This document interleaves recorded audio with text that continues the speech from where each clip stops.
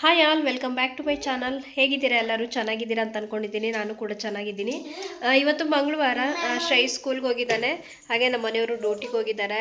ಇನ್ನು ನನ್ನ ಮಗಳು ಬೆಳಿಗ್ಗೆ ಸ್ವಲ್ಪ ಹೊತ್ತು ಮಲಗಿದ್ಲು, ಇವಾಗ ಎದ್ದಿದ್ದಾಳೆ, ಆಟ ಆಡ್ತಾ ಇದ್ದಾಳೆ. ಇಲ್ಲೇನೆ ಏನು ಆಟ ಆಡ್ತಾ ಇದ್ದಾಳೆ. ಕೋಲ್ಡು ಕಡಿಮೆ ಆಗಿಲ್ಲ, 3 ಜನರಿಗೂ ಕಡಿಮೆ ಆಗಿಲ್ಲ. ಶ್ರೇಯಿಗೆ ಸ್ವಲ್ಪ ಪರವಾಗಿಲ್ಲ, ನನ್ನ ಮಗಳಿಗೆ ಸ್ವಲ್ಪ ಪರವಾಗಿಲ್ಲ ಅನಿಸುತ್ತೆ. ಕಂಟಿನ್ಯೂಸ್ ಆಗಿ ಸಿರಪ್ ಹಾಕ್ತಾ ಇದ್ದೀನಿ 3 ಟೈಮು, ಅದಕ್ಕೆ ಸ್ವಲ್ಪ ಬೇಗ ಹುಷಾರಾಗ್ತಾ ಇದ್ದಾಳೆ ಅನಿಸುತ್ತೆ. ನನಗೆ ಕೋಲ್ಡ್ಕಿನ್ನ ಜಾಸ್ತಿ ಸುಸ್ತಾಗ್ತಾ ಇದೆ. ಅದು ಟ್ಯಾಬ್ಲೆಟ್ ಎಲ್ಲ ತಿಂದು ಮಲಗಿದ್ರೆ ಬೆಳಿಗ್ಗೆ ಎದ್ದೇಳೋಕ್ಕೆ ಆಗಲ್ಲ. ಇವತ್ತಂತೂ 6:15ಗೆ ಎದ್ದಿದ್ದೀನಿ. ಅಂದರೆ ಇವತ್ತು ನಮ್ಮ ಮನೆಯವರು ಇರಲಿಲ್ಲ ಊಟಕ್ಕೆ, ಟಿಫಿನ್ಗೆ. ಇನ್ನು ನನ್ನ ಮಗನಿಗೆ ಅಷ್ಟೇ ಟಿಫನ್ ಮಾಡಿ ಕಳಿಸೋದಿತ್ತು. ಅವನಿಗೆ ಪಾಸ್ತಾ ಮಾಡಿದೆ. ನಮ್ಮ ಮನೆಯವರು ಇದ್ದರೆ ಪಾಸ್ತಾ ಮಾಡ್ತಾ ಇರಲಿಲ್ಲ, ಬೇರೆ ಏನಾದರೂ ದೋಸೆ, ಉಪ್ಪಿಟ್ಟು ಆ ಥರ ಏನಾದರೂ ಮಾಡ್ತಾಯಿದ್ದೆ. ನಮ್ಮ ಮನೆಯವ್ರು ಬೆಳಿಗ್ಗೆ ಟಿಫನ್ಗೆ ಇರಲಿಲ್ಲ ಅಂತೇಳಿ ಅವನಿಗೆ ಪಾಸ್ತಾ ಮಾಡಿ ಕಳಿಸಿದೆ. ಹಾಗೆ ನೆಕ್ಸ್ಟ್ ಬ್ಲಾಗಲ್ಲಿ ಎಲ್ಲಿಗೆ ಹೋಗ್ತೀನಿ ಅಂತ ತಿಳಿಸ್ಕೊಡ್ತೀನಿ ಅಂತ ಹೇಳ್ತಾ ಇದ್ದೆ ಅಲ್ವಾ. ನಾವು ಮಂತ್ರಾಲಯಕ್ಕೆ ಹೋಗ್ತಾ ಇದ್ದೀವಿ. ನಾವು ಮತ್ತು ನಮ್ಮ ಮನೆಯವ್ರ ಫ್ರೆಂಡು ಹೋಗ್ತಾ ಇದ್ದೀವಿ.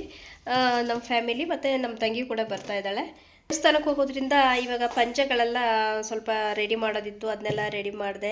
ಆಮೇಲೆ ಕೆಲವೊಂದು ಬಟ್ಟೆಗಳೆಲ್ಲ ಕೈಲಿ ವಾಶ್ ಮಾಡೋದಿತ್ತು, ಅದನ್ನು ಕೂಡ ಕೈಲೆಲ್ಲ ವಾಶ್ ಮಾಡಿಕೊಂಡೆ. ಇವತ್ತು ಕೋಲ್ಡ್ ಇದೆ, ಬಟ್ಟೆ ಕೈಲಿ ವಾಶ್ ಮಾಡಿದ್ರೆ ಇನ್ನೂ ಜಾಸ್ತಿ ಆಗಿಬಿಡುತ್ತೆ. ಇನ್ನೇ 2 ಡೇಸ್ ಇದೆ ಅಲ್ಲ ಹೋಗೋದು. ಇನ್ನು 2 ಡೇಸ್ ಇದೆ ಅಂದರೆ ಆಮೇಲೆ ನೆಕ್ಸ್ಟ್ ಮುಂಚಿನ ದಿನ ಏನಾದರೂ ಮಾಡಿಕೊಂಡು ಕೆಲಸ ಮಾಡಿ ನೆಕ್ಸ್ಟ್ ಡೇ ಜರ್ನಿ ಮಾಡೋದಕ್ಕೆ ಏನು ಹೇಳೋದು, ತುಂಬ ಸುಸ್ತಾಗುತ್ತೆ, ಟಯರ್ಡ್ ಆಗುತ್ತೆ ಅಂತೇಳಿ ಇವತ್ತೇ ಇಂದನೇ ಎಲ್ಲ ರೆಡಿ ಮಾಡ್ಕೊಳ್ತಾ ಇದ್ದೀನಿ. ಹಾಗೆ ಮನೆ ಕೂಡ ಸ್ವಲ್ಪ ಕ್ಲೀನ್ ಮಾಡಬೇಕು.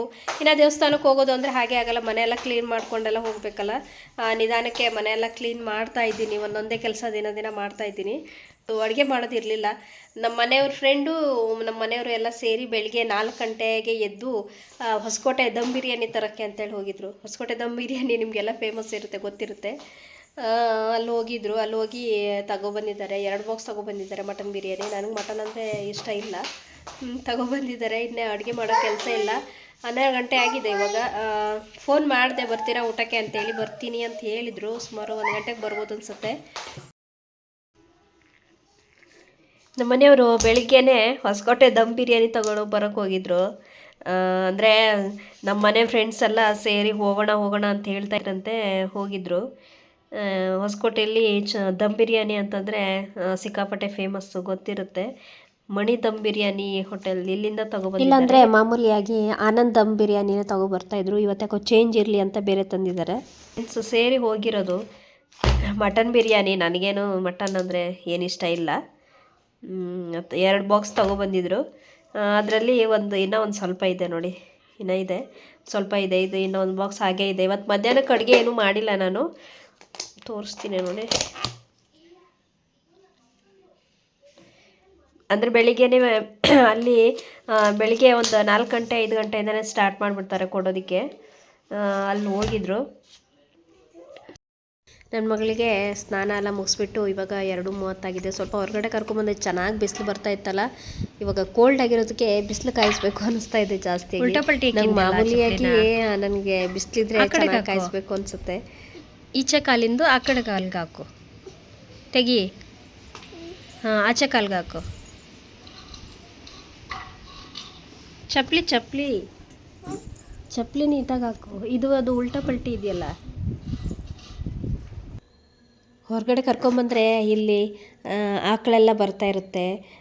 ಆಕಳು, ನಾಯಿ, ಬೆಕ್ಕು ಈ ಥರ ಪ್ರಾಣಿಗಳಂದ್ರೆ ಭಾಳ ಇಷ್ಟ ನನ್ನ ಮಗಳಿಗೆ. ಆಕಳೆಲ್ಲಾದರೂ ಕಣ್ತು ಅಂದರೆ ಅದನ್ನು ಮುಟ್ಟಿ ಮಾತಾಡ್ಸ್ಬರ್ಬೇಕು ಅವಳಿಗೆ, ಆ ಥರ ಇದ್ದಾಳೆ. ಜಾಸ್ತಿಯಾಗಿ ಪ್ರಾಣಿಗಳನ್ನ ಇಷ್ಟಪಡ್ತಾಳೆ.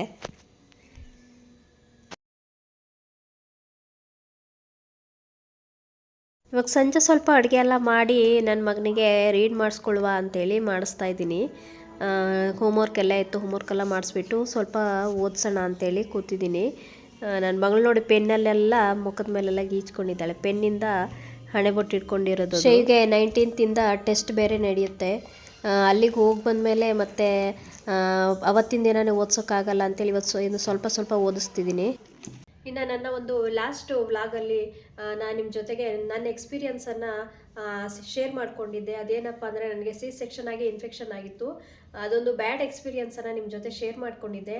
ಕೆಲವೊಂದು ವ್ಯೂವರ್ಸ್ಗೆ ಆ ಎಕ್ಸ್ಪೀರಿಯನ್ಸ್ ನಾನು ಹಂಚ್ಕೊಂಡಿರೋದಕ್ಕೋಸ್ಕರ ನನಗೆ ಯಾವುದಕ್ಕಾಗಿ ಇನ್ಫೆಕ್ಷನ್ ಆಯಿತು, ಇನ್ಫೆಕ್ಷನ್ ಆಗದೇ ಇರೋ ರೀತಿಯಲ್ಲಿ ಸೆಕ್ಷನ್ನು ಇನ್ಫೆಕ್ಷನ್ ಆಗದೇ ಇರೋ ರೀತಿಯಲ್ಲಿ ಯಾವ ಥರ ಮುನ್ನೆಚ್ಚರಿಕೆನ ತಗೋಬೇಕು ಅನ್ನೋದು ಕನ್ಫ್ಯೂಷನ್ಸು, ಡೌಟ್ಸ್ಗಳು ತುಂಬಾ ಇರ್ತವೆ. ಸೊ ಅದ್ರ ಬಗ್ಗೆ ಇವತ್ತೊಂದು ಸ್ಮಾಲ್ ವಿಡಿಯೋ ಮಾಡೋಣ ಅಂತ ಅಂದ್ಕೊಂಡಿದ್ದೀನಿ. ಇನ್ನು ಕೆಲವೊಂದು ವ್ಯೂವರ್ಸ್ಗೆ ಸೆಕ್ಷನ್ ಸ್ಟಿಚ್ ರಿಮೂವ್ ಮಾಡ್ತಾರಲ್ವ, ಆವಾಗ ಏನಾದರೂ ನೋವಾಗುತ್ತಾ, ಆಮೇಲೆ ಸೆಕ್ಷನ್ ರಿಮೂವ್ ಮಾಡುವಂಥ ಸ್ಟಿಚನ್ನೇ ಹಾಕ್ತಾರೆ, ಈ ಥರ ಕೆಲವೊಂದು ಡೌಟ್ಸ್ಗಳಿದ್ದಾವೆ. ಸ್ಟಿಚಸ್ಸಲ್ಲೂ 2-3 ಥರ ಸ್ಟಿಚಸ್ ಇದೆ. ಅದರಲ್ಲಿ ಸ್ಟಿಚ್ ಹಾಕ್ತಾರಲ್ಲ, ನಮಗೆ ಅನಸ್ತೇಷಿಯಾ ಕೊಟ್ಟು ಸ್ಟಿಚ್ ಹಾಕಿದಾಗ ಆ ಸ್ಟಿಚ್ಚನ್ನು ನಮಗೆ ರಿಮೂವ್ ಮಾಡಲ್ಲ, ಅಂದರೆ ಅದ್ರ ಗಾಯದ ಒಳಗಡೆ ಅದು ಕರಗುವಂಥ ಸ್ಟಿಚ್ಚನ್ನು ಹಾಕಿರ್ತಾರೆ. ಇನ್ನೊಂದು ನಾರ್ಮಲ್ ಸ್ಟಿಚ್ಚು, ಇವಾಗ ಗಾಯ ಏನಾದರೂ ಆದವಾಗ, ಬೇರೆ ಕಡೆ ಏನಾದರೂ ಗಾಯ ಆದವಾಗ ಸ್ಟಿಚ್ ಹಾಕ್ತಾರಲ್ವ, ಆಮೇಲೆ 5 ಡೇಸೋ 4 ಡೇಸೋ ಬಿಟ್ಬಿಟ್ಟು 7 ಡೇಸೋ ಬಿಟ್ಬಿಟ್ಟು ರಿಮೂವ್ ಮಾಡ್ತಾರಲ್ವ, ಆ ಸ್ಟಿಚ್ಚು ಇವಾಗ ಆಲ್ಮೋಸ್ಟ್ ಆಲು ಸೆಕ್ಷನ್ಗೆ ರಿಮೂವ್ ಮಾಡುವಂಥ ಸ್ಟಿಚ್ಚನ್ನು ಹಾಕಲ್ಲ. ಸ್ಟಿಚ್ ಹಾಕಿದಾಗ ಅಲ್ಲೇ ಅದು ಕರಗುತ್ತೆ, ಅಂಥ ಸ್ಟಿಚ್ಚನ್ನೇ ಜಾಸ್ತಿಯಾಗಿ ಹಾಕ್ತಾರೆ. ನನಗೆ ಇನ್ಫೆಕ್ಷನ್ ಆಗಿ ಮತ್ತೆ ನಾನು ಹಾಸ್ಪಿಟಲ್ಗೆ ಹೋದಾಗ ಆವಾಗ ಹಾಕಿರೋದು ನನಗೆ ಗಾಯದಲ್ಲಿ ಕರಗುವಂಥ ಸ್ಟಿಚ್ಚನ್ನು ಹಾಕಿರಲಿಲ್ಲ. ನಾರ್ಮಲ್ ಆಗಿ ಬೇರೆ ಏನಾದರೂ ಗಾಯ ಆದಾಗ ಸ್ಟಿಚ್ ಹಾಕ್ತಾರಲ್ವ, ಆ ಸ್ಟಿಚ್ಚನ್ನು ಹಾಕಿದರು.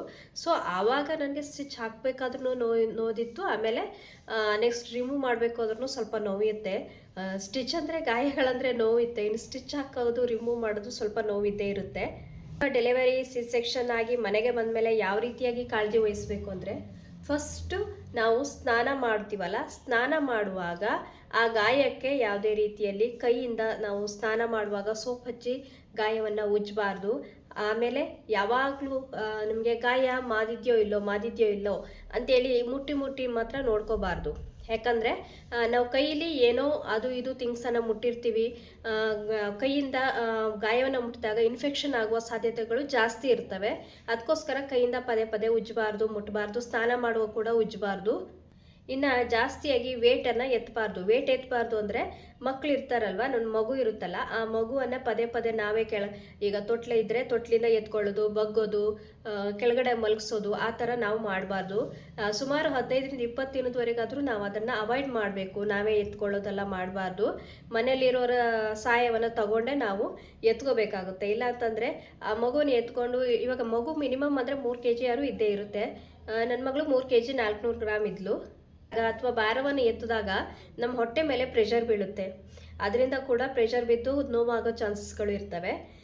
ನೆಕ್ಸ್ಟು ನಾವು ಯಾವಾಗಲೂ ನಮಗೆ ಕೋಲ್ಡ್ ಆಗದೇ ಇರೋ ರೀತಿಯಲ್ಲಿ ಮುನ್ನೆಚ್ಚರಿಕೆಯನ್ನು ವಹಿಸ್ಕೋಬೇಕಾಗತ್ತೆ. ಯಾಕಂದರೆ ಕೋಲ್ಡ್ ಆದರೆ ಸಹಜವಾಗಿ ಕೆಮ್ಮು ಸ್ಟಾರ್ಟ್ ಆಗುತ್ತೆ. ಕೆಮ್ಮಿದಾಗ ಇವಾಗ ಸ್ಟಿಚ್ಚು ಓಪನ್ ಆಗದೇ ಇದ್ದರೂ ಕೂಡ ನಮಗೆ ನೋವಂತೂ ಆಗೇ ಆಗುತ್ತಲ್ವ. ಅದಕ್ಕೆ ಆ ಥರ ನೋವು ಬರಬಾರ್ದು ಅಂತಂದರೆ ಕೋಲ್ಡನ್ನು ತಿನ್ನೋದನ್ನು ಅದನ್ನು ಸ್ವಲ್ಪ ಅವಾಯ್ಡ್ ಮಾಡಬೇಕಾಗುತ್ತೆ. ಇವಾಗ ನಾವು ಯಾವ ಬಟ್ಟೆಯನ್ನು ಹಾಕೊಳ್ತೀವಿ ಅನ್ನೋದ್ರ ಮೇಲೆ ಸ್ವಲ್ಪ ಡಿಪೆಂಡ್ ಕೂಡ ಆಗಿರುತ್ತೆ.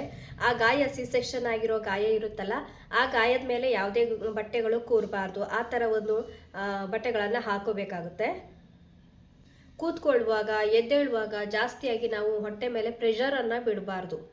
ಅದು ಮೇನ್ ಇಂಪಾರ್ಟೆಂಟು. ಪ್ರೆಷರನ್ನು ಬಿಡಬಾರ್ದು. ಪ್ರೆಷರನ್ನು ಬಿಟ್ಟಾಗ ನೋವು ಸ್ಟಾರ್ಟ್ ಆಗಿ ಇನ್ನೇನೋ ಆಗೋದಕ್ಕೂ ಮೊದಲೇ ನಾವು ಆ ಥರ ನೋವು ಆಗೋದೇ ಇರೋ ರೀತಿಯಲ್ಲಿ ಅವಾಯ್ಡ್ ಮಾಡ್ಕೊಳ್ಳೋದು ಒಳ್ಳೆಯದು. ಯಾಕಂದರೆ ನನ್ನ ಎಕ್ಸ್ಪೀರಿಯನ್ಸನ್ನು ನಾವು ಹಿಂದಿನ ವಿಡಿಯೋದಲ್ಲಿ ನಿಮ್ಮ ಜೊತೆ ಹಂಚ್ಕೊಂಡಿದ್ದೀನಿ. ಆ ಎಕ್ಸ್ಪೀರಿಯನ್ಸ್ ನನಗೆ ಆಗಿರೋದಕ್ಕೋಸ್ಕರ ನಿಮಗೆ ಅದನ್ನು ಮುನ್ನೆಚ್ಚರಿಕೆ ಅಂತೇಳಿ ನಾನು ತಿಳಿಸ್ಕೊಡ್ತಾ ಇರೋದು. ಆಮೇಲೆ ಇವಾಗ ಸ್ನಾನ ಆಯಿತು, ಗಾಯವನ್ನು ಒರೆಸ್ಕೋಬೇಕಾದ್ರೆ ಪಟ್ಟಂತ ಬರಬರ ಅಂತ ಉಜ್ಜಬಾರ್ದು. ಅದನ್ನು ಒಂದು ಸಾಫ್ಟ್ ಬಟ್ಟೆಯಿಂದ ತಗೊಂಡು ನೀಟಾಗಿ ಉಜ್ಕೋಬೇಕಾಗುತ್ತೆ.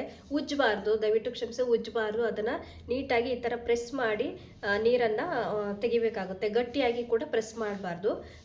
ಸಾಫ್ಟಾಗಿ ಅದನ್ನು ನೋಡ್ಕೋಬೇಕು. ನಾವು ಚಿಕ್ಕ ಮಕ್ಕಳನ್ನು ಯಾವ ಥರ ಸಾಫ್ಟಾಗಿ ನೋಡ್ಕೊಳ್ತೀವಲ್ಲ, ಅದೇ ಥರ ಸಾಫ್ಟಾಗಿ ನೋಡ್ಕೋಬೇಕಾಗುತ್ತೆ. ಎಷ್ಟು ದಿನಕ್ಕೆ ಮಾಯುತ್ತೆ ಅಂತ ಕೇಳಿದ್ರೆ, ಹೊರಗಡೆ ಗಾಯ ಸ್ವಲ್ಪ ಬೇಗನೆ ಮಾದರೂ ಕೂಡ ಒಳಗಡೆ ಗಾಯ ತುಂಬ ಇದ್ದೇ ಇರುತ್ತೆ. 3 months, ಮಿನಿಮಮ್ 3 months ಅಂತೂ ಬೇಕಾಗುತ್ತೆ. 3 months ಇಲ್ಲ 6 months ಬೇಕಾಗುತ್ತೆ. ಅಲ್ಲಿವರೆಗೂ ನಾವು ಜಾಸ್ತಿಯಾಗಿ ಇನ್ಫೆಕ್ಷನ್ ಆಗದೆ ಇರೋ ಥರನೇ ನಾವು ಕಾಳಜಿಯನ್ನು ವಹಿಸಬೇಕಾಗುತ್ತೆ. ಹೊರಗಡೆ ಇನ್ಫೆಕ್ಷನ್ ಆಗದೆ ಇದ್ರೂ ಕೂಡ ಒಳಗಡೆ ಕೂಡ ಯಾವುದೇ ರೀತಿ ತೊಂದರೆ ಆಗದೇ ಇರೋ ರೀತಿಯಲ್ಲಿ ನಾವು ಮುನ್ನೆಚ್ಚರಿಕೆಯನ್ನು ವಹಿಸಬೇಕಾಗುತ್ತೆ.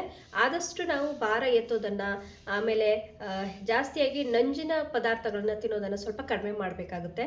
ಕೆಲವೊಂದು ವ್ಯೂವರ್ಸು ನನಗೆ ಈ ಥರ ಕ್ವಶನ್ಸನ್ನು ಕೇಳಿದರು, ಅವರಿಗೆಲ್ಲ ಆನ್ಸರ್ ಸಿಕ್ಕಿದೆ ಅಂತ ಅಂದ್ಕೊಳ್ತೀನಿ. ಇನ್ನು ಈ ವಿಡಿಯೋನ ಈ ವ್ಲಾಗನ್ನು ಇಲ್ಲಿಗೆ ಎಂಡ್ ಮಾಡ್ತಾ ಇದ್ದೀನಿ. ಈ ವ್ಲಾಗ್ ನಿಮ್ಗೆ ಇಷ್ಟವಾಗಿದ್ದರೆ ದಯವಿಟ್ಟು ಒಂದು ಲೈಕ್ ಮಾಡಿ, ಶೇರ್ ಮಾಡಿ, ಹಾಗೆ ಸಬ್ಸ್ಕ್ರೈಬ್ ಮಾಡೋದನ್ನು ಮರಿಬೇಡಿ. ಮತ್ತೆ ಸಿಗ್ತೀನಿ ಮುಂದಿನ ವಿಡಿಯೋದಲ್ಲಿ. ಧನ್ಯವಾದ ಫ್ರೆಂಡ್ಸ್, ಬಾಯ್.